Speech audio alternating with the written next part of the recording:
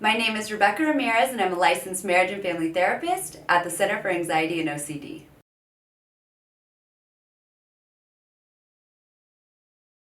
So working with anxiety disorders, I find it so important to give our clients tools, right? I want them to be able to leave the room, feel like they know what they've been assigned, feel like they can get success from the homework assignments, and then come back and continue to make progress.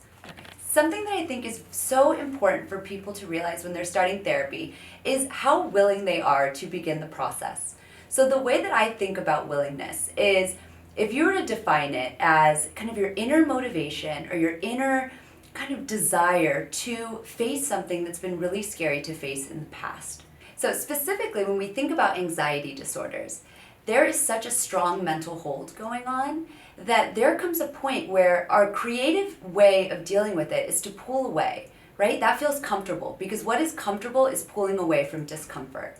So with that being said, there comes a point where you need to check in with yourself and really think, like, have I come to a point where I feel like I'm just in this cycle, right? My quality of life has declined and I don't really know what to do from here. If there's even a tiny part of you that wants to start to face this, I think you're in the perfect place for personal growth.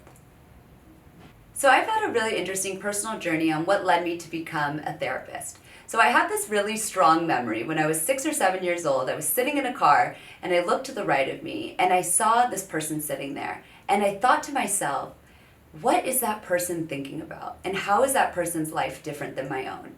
And from there, it really led to this blossoming of me trying to figure out and really getting interested in human behavior, thinking about our internal worlds, and also like why we do certain things that we do.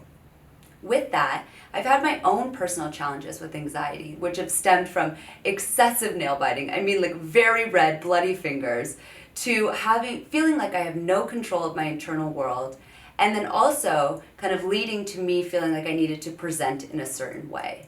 Through my own journey, I've been able to see how sometimes anxiety disorders are things that people laugh about, or people disregard and think that we're being dramatic, or think that this is something that we really shouldn't be dwelling on, right? We can just kind of push past it. But knowing from my own personal experience that that isn't the case, I really feel so grateful and so honored to be working with this specific population. A population that I can connect with, a population that I feel like I have a personal bond with, and that I feel competent treating.